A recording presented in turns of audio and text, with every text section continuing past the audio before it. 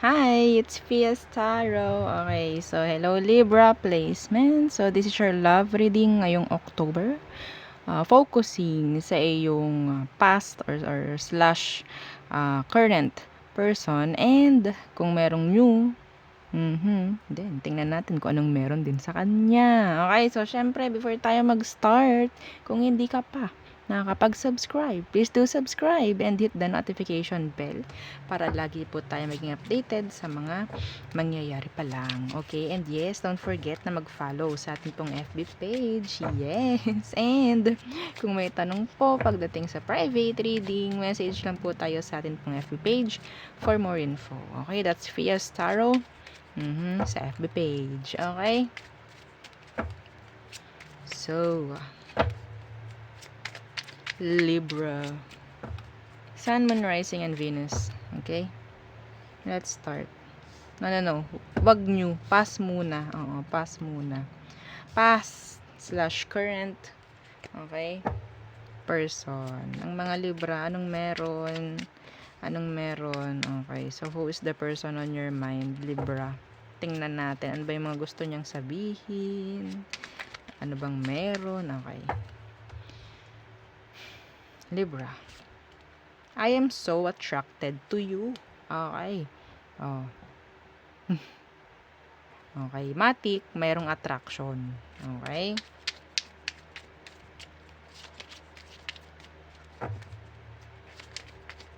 What else?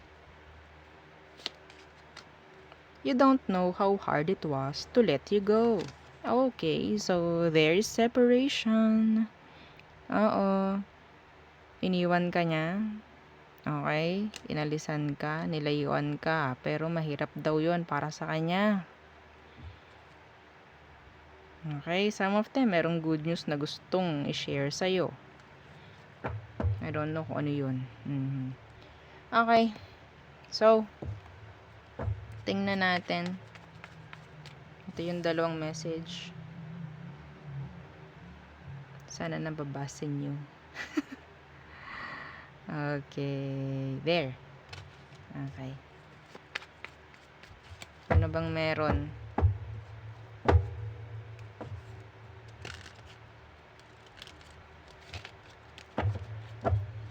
Past or current person ng mga the magician. The Six of Cups. Nagtutumalon. Oo. Sa kaligayahan.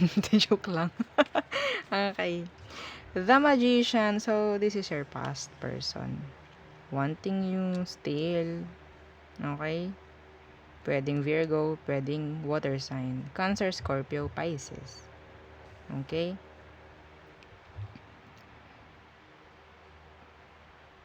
They missed you. Current situation, they missed you. They want to talk. They're manifesting you. Okay? Yeah. Pero bakit ganon, no? You don't know how hard it was to let you go. Anong dahilan nitong taong ito? Ha, Libra? Gusto kong i-clarify yun. Clarify ko to. Ano yun? Person ni Libra. Ano yung you don't know how hard it was to let you go? Anong dahilan mo? Bakit mahirap sa'yo? Person. Bakit mahirap sa'yo na iwanan si Libra? The Knight of Cups in reverse.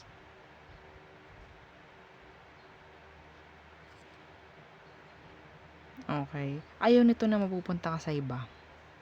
Yes, ayaw nitong makakuha ka ng attention from other people. Ayaw nito na magiging open ka para sa iba. I don't know why. Okay? May chance or may tendency itong taong to na parang pabalik-balik sa'yo. May ganun siya. Yeah, the Eight of Wands. Babalik ka, alis, babalik ka, alis. Mahirap ang buhay niya nang wala ka. Okay? Mahirap. Hindi umuusad in general. Yes. Parang marami kang naituro sa kanya. Libra. Okay? Anong emosyon niya pagdating sa'yo? Anong emosyon ng taong iniisip mo pagdating sa'yo? The Page of Cups in reverse. Some of them, may hiya. May nararamdamang hiya. Okay? Page of Cups in reverse, maraming gustong sabihin na hindi masabi. Yeah. Yung iba rito may black. Yeah. See? The Eight of Swords. Maraming tanong. Maraming gustong malaman. Still stuck. Still.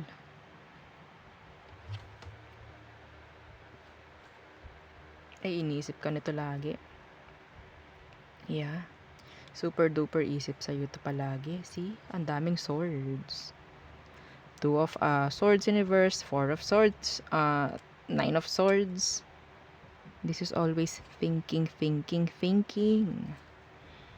Hindi ka ba napapagod, Libra?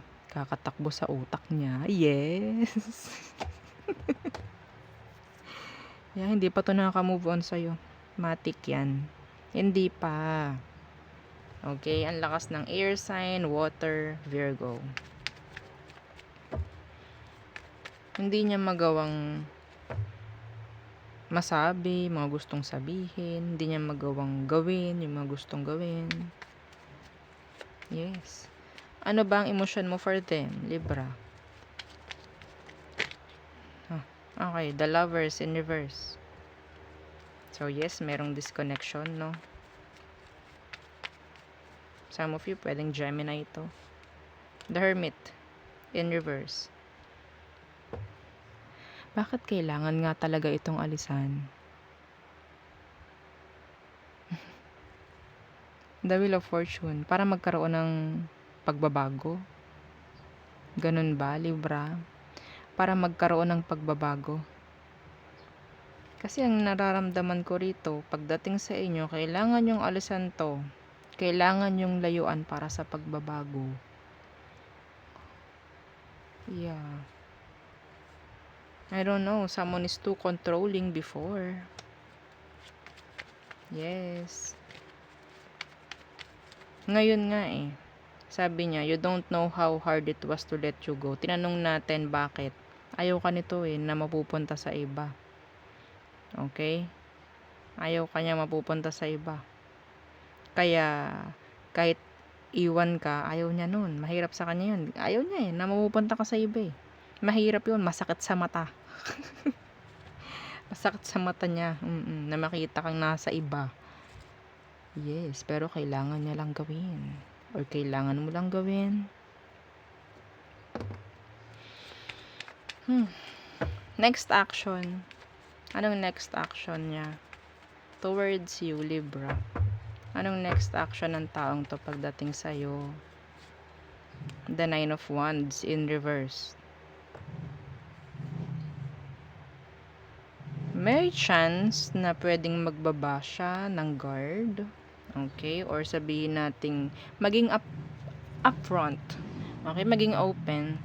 Yeah. The Nine of Wands din kasi is pwedeng sabihin nating ano ba yan? Tricycle na yun. Anong tawag dyan? Pagsuko. Okay? Pagsuko. Ano tong Nine of Wands in reverse? May langgam. Ano tong Nine of Wands in reverse? Ay, grabe. Super duper isip. Hindi malayong hindi kumonek ito or hindi mag-message sa'yo itong taong ito. Nakakainis yung motor. Nak ng tokwa. Yes. Okay? So, hindi malayong hindi kumonek ito or sabihin natin as simple as mag-message. Yes. May takot. Itong taong to, totally mawala ka. Yeah. Pero, napaka-careful ng taong ito kung gagawin niya yun. Sabi ko nga kanina, ito yung taong pwedeng babalik lang. Titingnan ko anong meron sa'yo and then aalis na uli. Marami siyang tanong actually. Marami siyang gustong sabihin na hindi masabi.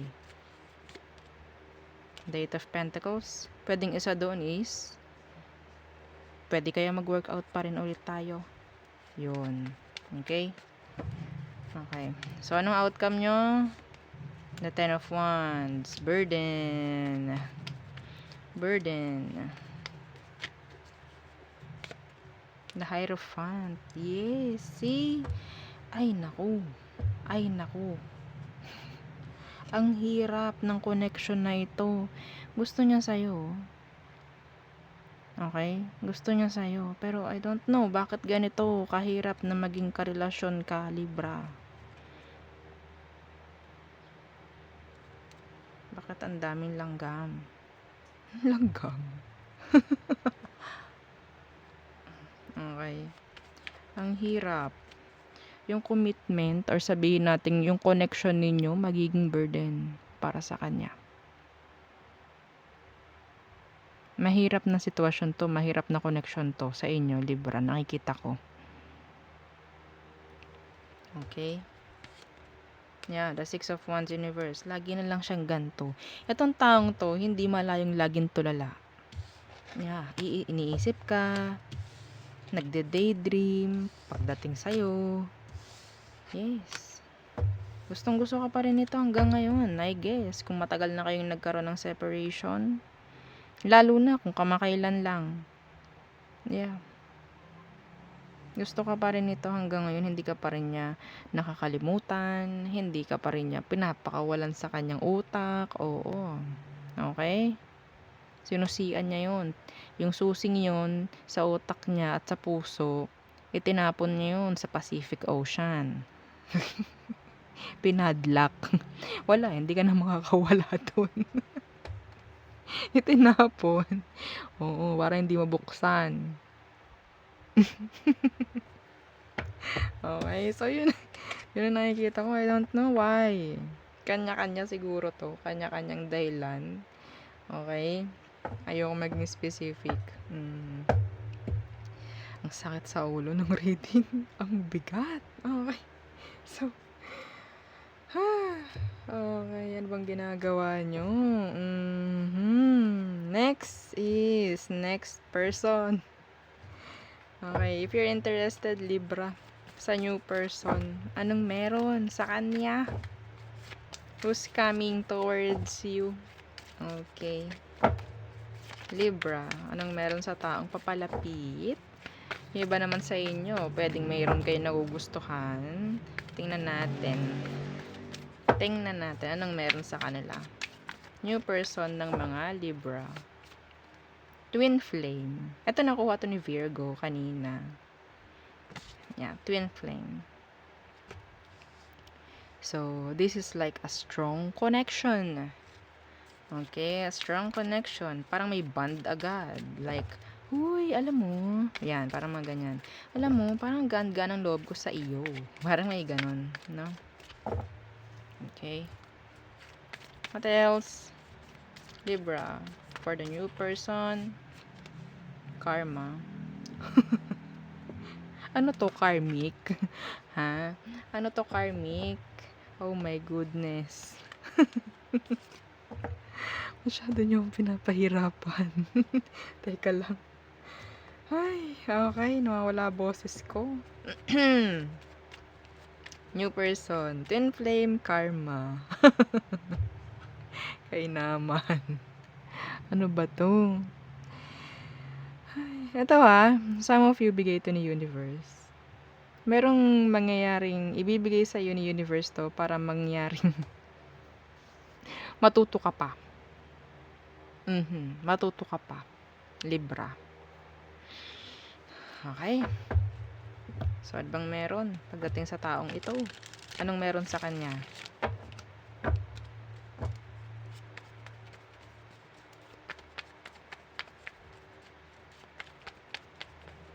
Okay. The Five of Wands. So, there's drama. Yeah, drama.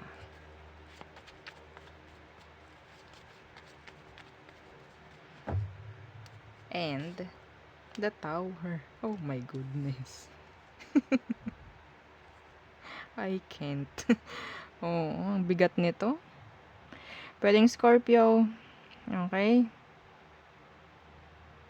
Anong meron sa kanya? Ang daming drama, ang daming problem. Some of them kakaalis lang sa isang connection. Pwedeng dumaranas itong taong ito ng problem in general.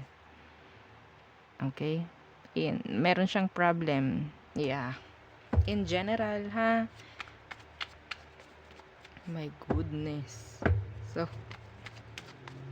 Scorpio and fire sign.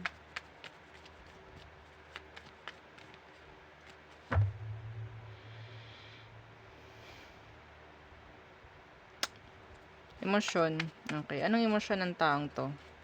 Meron ba agad? Tingnan natin. Anong emosyon niya pagdating sa'yo? Strength.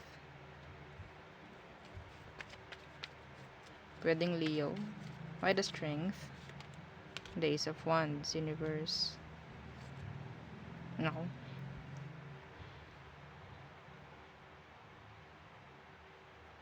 Hindi pa siya handa. Okay? Kung meron kinagugustuhan, hindi pa to handa. Yeah. Ang daming delay. Pinipigilan nito yung sarili nito na gustuhin ka. Okay? Yun. Pinipigilan niya yung sarili niyang gustuhin ka. Magkaroon ng emosyon sa'yo. Pinipigilan niya yun. Libra. Ha? Meron pa tong something sa past niya na hindi pa rin totally nale-let go. Okay? So, tingnan natin ano bang emosyon mo for them, if ever. The Two of Swords in reverse. The Knight of Pentacles in reverse. Okay, so kung ganito man ang magiging emosyon mo for them, ay tama ang gagawin mo, no? Ito yung energy na ito is decision mo na hindi totally maging open. Okay? So, yeah, the Nine of Pentacles. So, andito yung parang ifo-focus mo pa rin yung sarili mo na parang hindi kita para gawing priority. Okay? Like, stability ang gusto mo. Mas gugustuhin mong maging single from this person. Yeah. Pera muna, or sabihin natin yes. Kailangan muna nating maging okay. Parang ganyan. Some of you i-avoid mo to. Ang dami mong matututunan sa taong ito, siguro. Okay? Yes. Two of Swords in reverse. Andyan yung okay, decision ko na kung hindi kami magiging okay nito, kailangan ko tong tigilan. Okay? Pwedeng yun nga, tulad ng sabi ko kanina is, ibibigay lang sa ito for you to grow.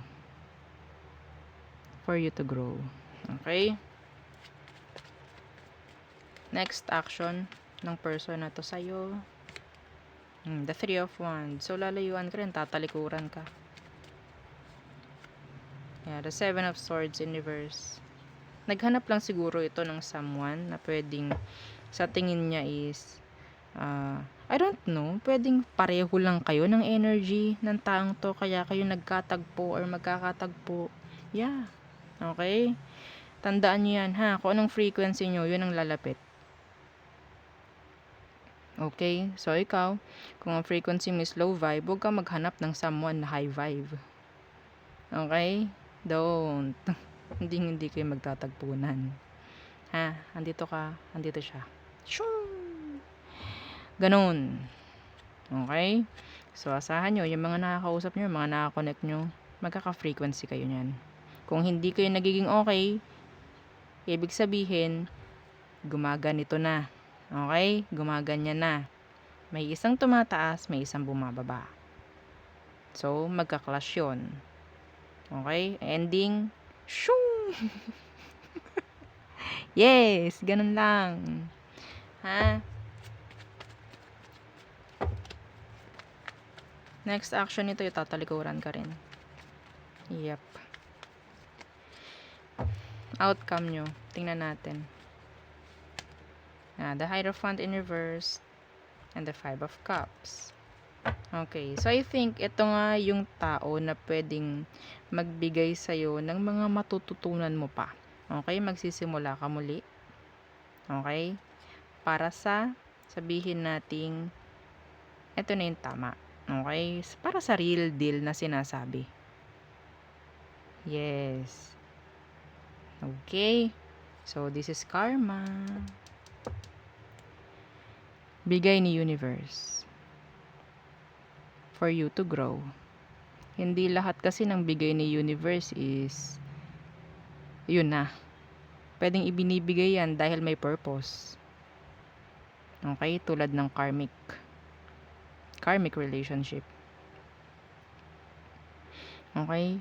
Itong relasyon na to na susunod sa inyo, susunod sa iyo, ang daming problem nito. Ang dami. Okay? Hindi makakausad yung sitwasyon nyo.